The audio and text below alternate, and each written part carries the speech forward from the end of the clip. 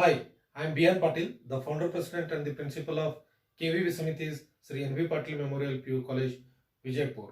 I welcome you to my video class. In the previous video, we discussed some important questions on rotational motion. So today, we will continue the same chapter and we will solve some more questions.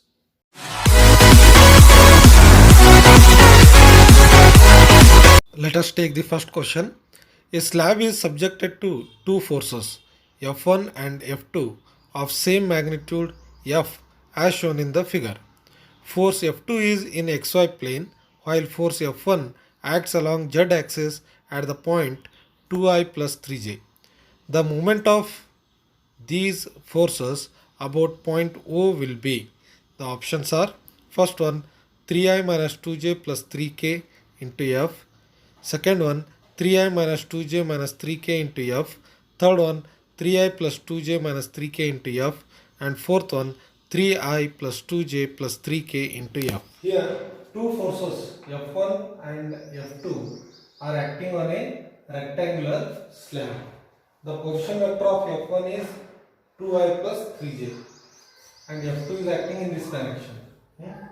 Then what is the total momentum of these two forces? That is the question. Okay. Yes, you know that moment of a force is given by tau is equal to r cross F. So to find moments, we want r and F. Okay. So for the first force, r is given. Now we will write this F in its vector form. Okay. So F1 is equal to, this force is acting along z axis and it is also given that the magnitude of both the forces is F. Therefore we write it as F k cap. Then F2. This F2 can be resolved into two components like this, along the horizontal and along this direction. So if this angle is 30 degree, then this angle is also 30 degree. Therefore the component of this force becomes F cos 30 degree here and F sin 30 degree here. So this F cos 30 is along negative y axis and F sin 30 is along negative x axis.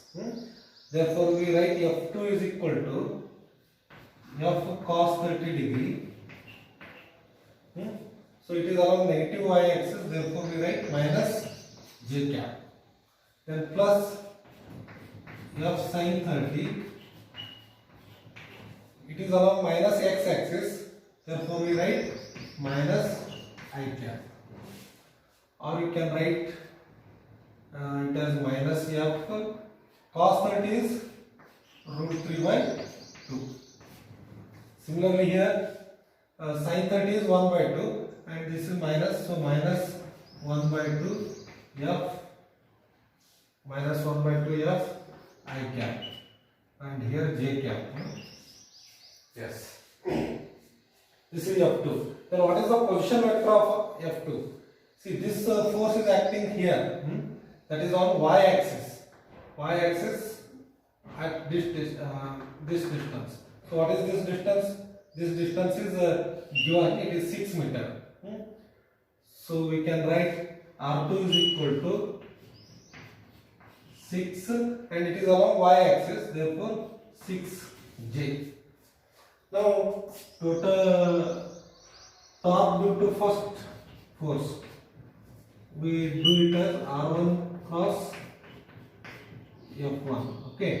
So R1 is 2i plus 3j in cos F1. F1 is Fk. Now you multiply these two. 2 into F, 2F. Then I cross K is J cap. Then next 3 into F, 3F. Then J cross K is I cap. Okay, this is, now we'll write tau 2. So tau 2 is equal to R2 cross F2, that is equal to R2 is 6J cross F2. F2 is here. It is minus root 3 by 2 F J cap, and here it is minus 1 by 2 F I cap. Now you multiply these two. Here J cross J will be 0, so leave it. Next 6 into minus 1 by 2 minus 3 minus 3 F. Then J cross I. J cross I will be K. So minus K cap. Okay. I cross J is K. J cross I is minus K. So we write minus K, that is equal to here minus minus plus. So 3F K cap. Therefore, now the total torque or total momentum is equal to tau 1 plus tau 2. Okay. So we have to add tau 1. Tau 1 is here, tau 2 is here. We have to add these two. So if you add these two, first I will write tau 1. Okay. So it is 2F J cap plus 3F I cap. Then tau 2. This is tau 1 plus tau 2 is 3F K cap. That is equal to. So in these three, F can be taken as common. We will take it as common. Okay. Then first we will write I term 3I.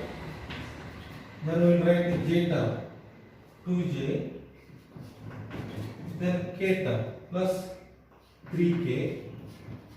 And common term is F. So 3I plus 2J plus 3K into F. This is total moment acting on the slab. The next question. The magnitude of torque on a particle of mass 1 kg is 2.5 Newton meter about the origin. If the force acting on it is 1 Newton and the distance of the particle from the origin is 5 meter, the angle between the force and the position vector is.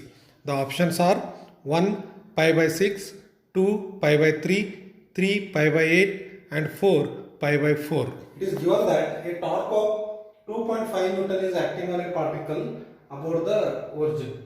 If force of 1 Newton is acting on the particle and distance of the particle from the origin is 5 meter, then what is the angle between force and its position vector? Okay.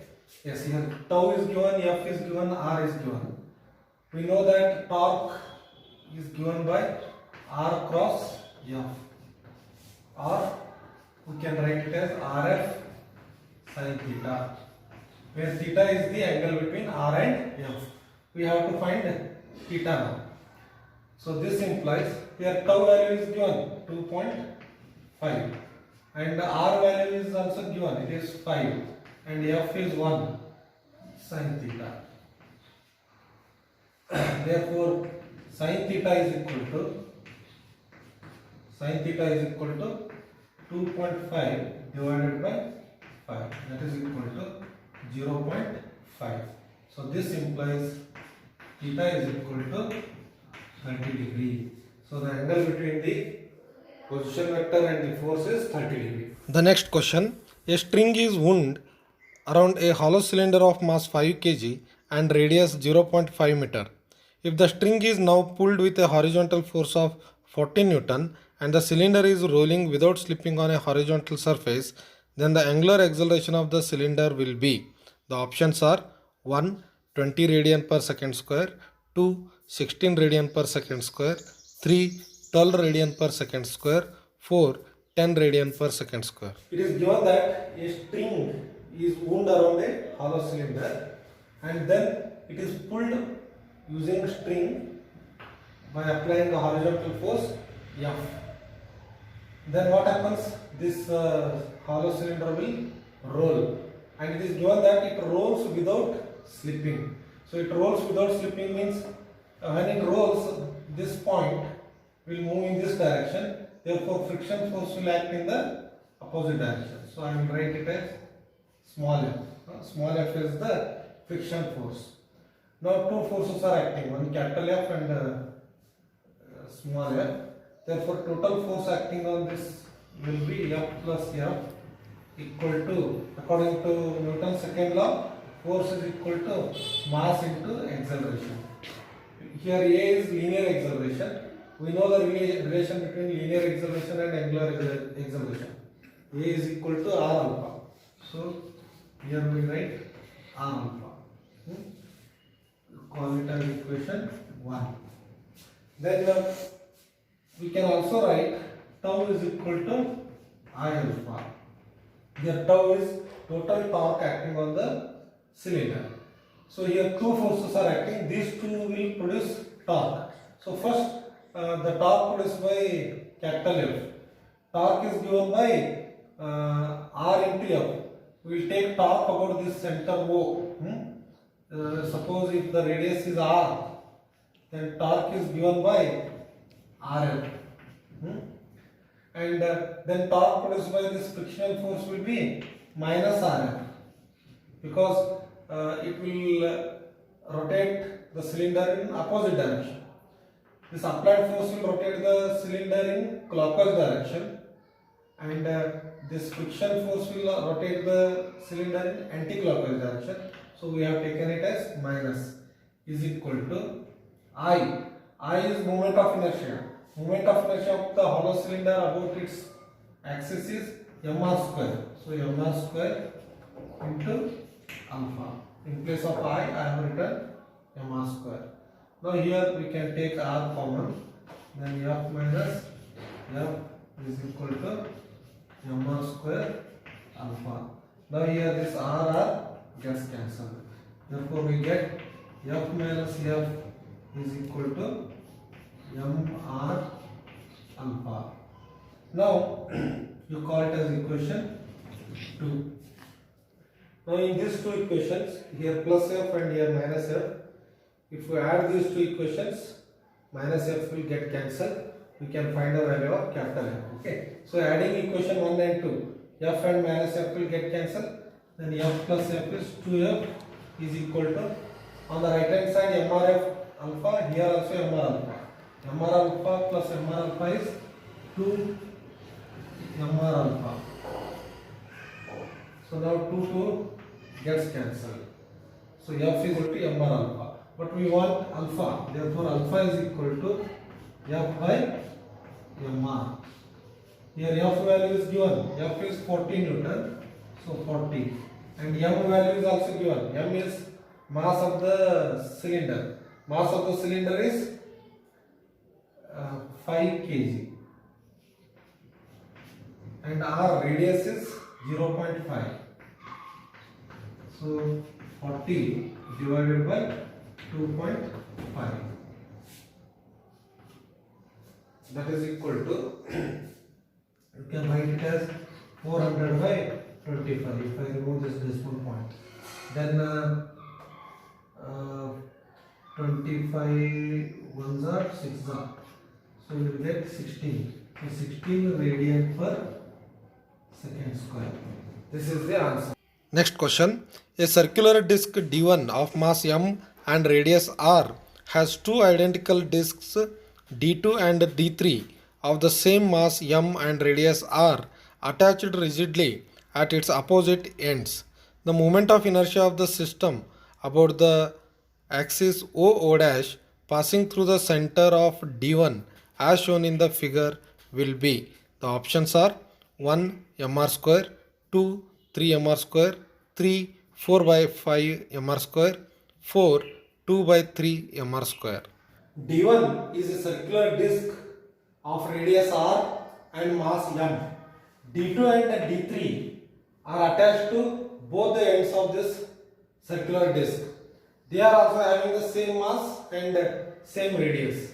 Now the question is, what is the moment of inertia of this system about an axis OO dash, that is the axis passing through the center of D1 and perpendicular to plane of D1. Okay. So here the moment of inertia of this system can be written as I is equal to I1 plus I2 plus I3.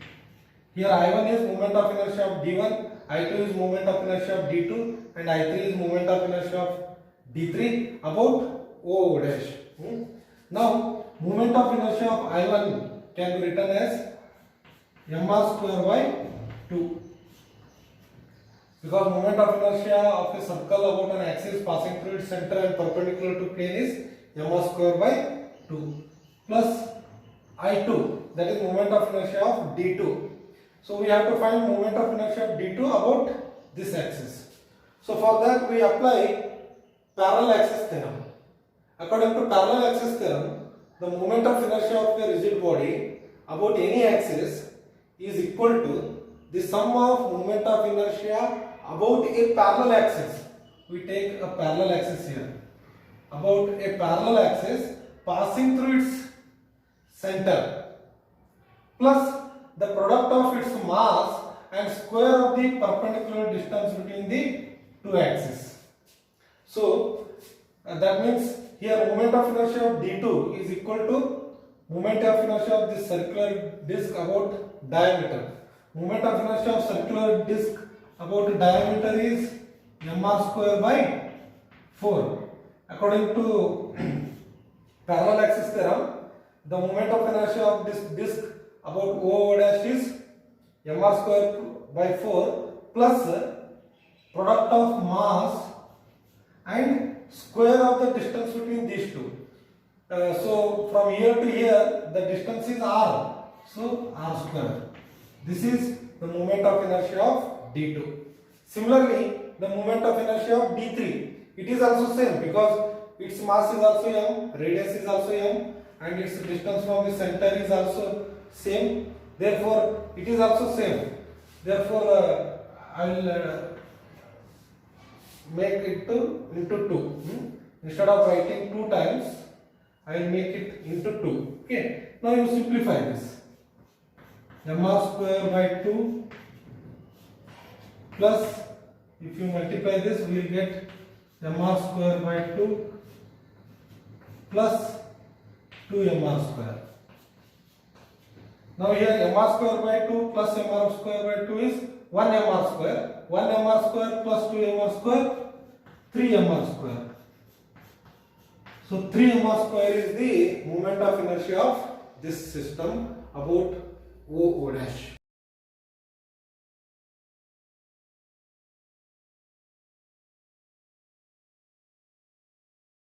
The next question. Let the moment of inertia of a hollow cylinder of length 30 cm, inner radius 10 cm and outer radius 20 cm about its axis be I. The radius of a thin cylinder of the same mass such that its moment of inertia about its axis is also I is. The options are 1 12 cm, 2 16 cm, 3 14 cm and 4 18 cm. It is given that the moment of inertia of a hollow cylinder of length 30 cm, inner radius 10 cm and outer radius 20 cm is I. Then what must be the radius of the thin cylinder to have the same moment of inertia? That is the question. We know that the moment of inertia of a hollow cylinder is given by I is equal to m r1 square plus r2 square divided by 2. Okay. It is given that a thin cylinder also has the same moment of inertia. The moment of inertia of a thin cylinder is given by I is equal to mr square. So both have the same moment of inertia. Therefore, we can equate these two equations. Then we will get mr square is equal to m r1 square plus r2 square divided by 2. Then here m gets cancelled. Now you substitute the values. Here r1 value is 10. So 10 square is 100 plus r2. R2 value is 20. 20 square is 400 divided by 2. Okay, that is 500 by 2. 500 by 2 means 250. it is r square. Therefore, r is equal to square root of 250. So, square root of 250 means it is approximately 16 centimeter. Therefore, the answer is 16 centimeter. The next question. A particle of mass 20 gram is released with an initial velocity 5 meter per second along the curve from the point A as shown in the figure. The point A is at a height h from point B. The particle slides along the frictionless surface. When the particle reaches point B, its angular momentum about O will be. The options are first one 2 kg meter square per second, 2 8 kg meter square per second, 3 6 kg meter square per second, 4 3 kg meter square per second. It is given that a particle of mass 20 gram is released from A with initial speed 5 meter per second. When the particle reaches point B, sliding on this inclined frictionless surface, what is its angular momentum? We have to find angular momentum at B with respect to point O. So to find angular momentum, we must know velocity at B. So we will find velocity at B using the formula Vb square is equal to Va square plus 2gh. Here I made use of this equation. V square minus V naught square is equal to 2ax using this formula.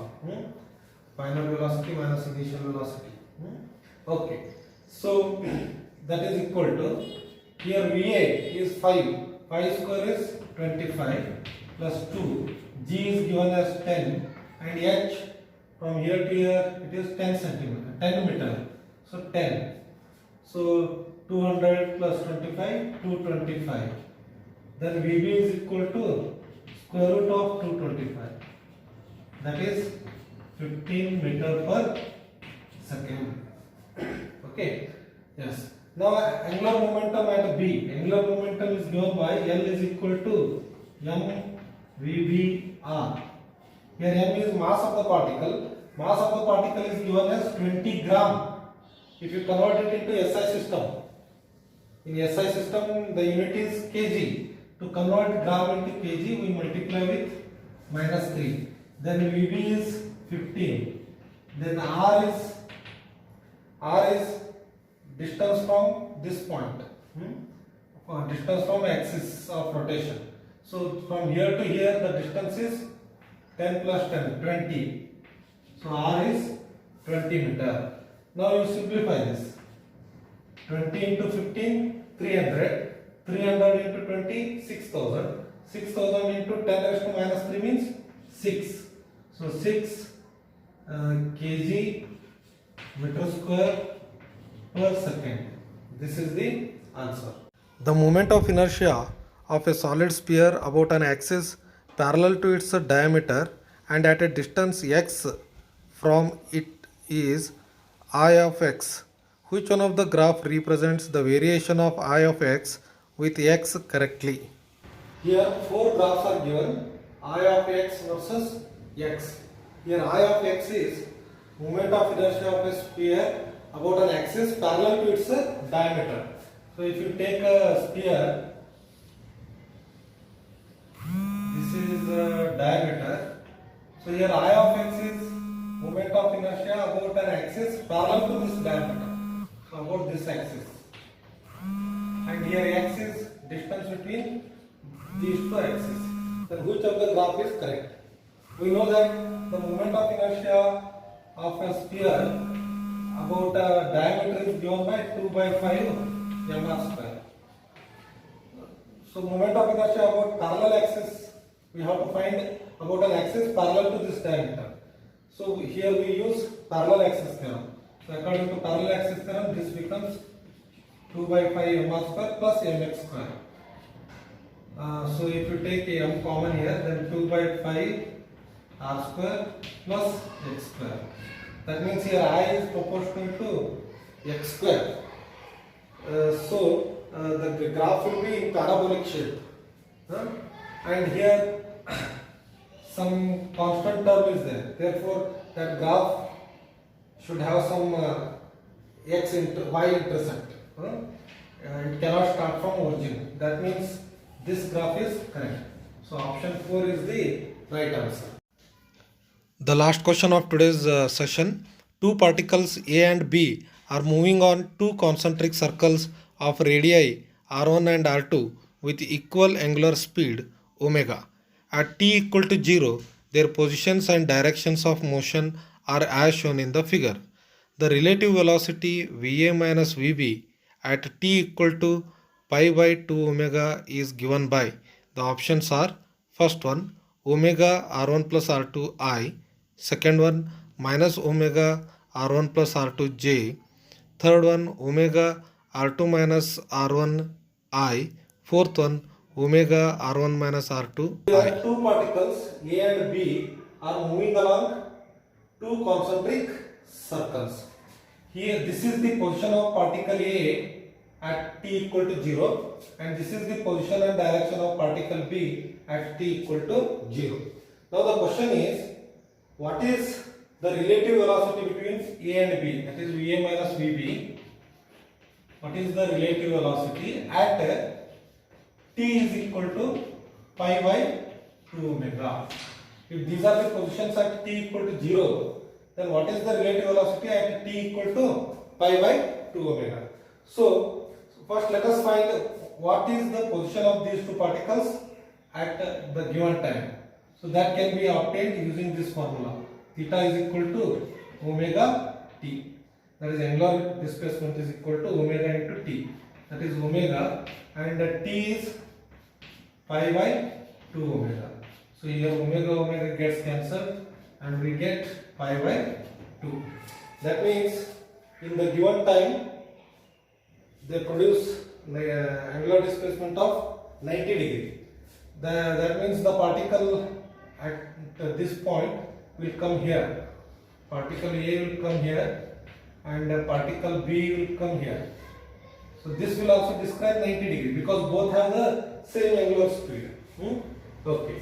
So these are the positions of the particle at t is equal to pi by 2 omega. Now we have to find relative velocity, that is Va minus Vb.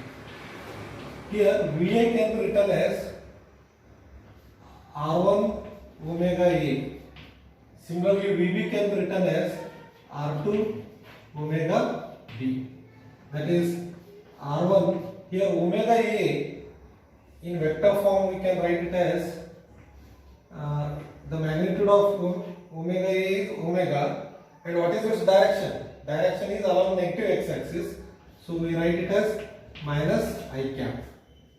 Similarly here r2 omega B can be written as omega, and what is its direction? This is also negative x-axis, so minus I cap.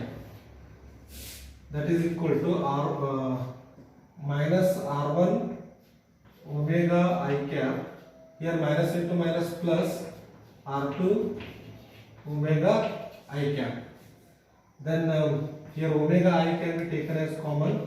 Then r2 minus r1 omega I cap. So this is the relative velocity between the two particles at time t equal to pi by 2 omega. This is the answer.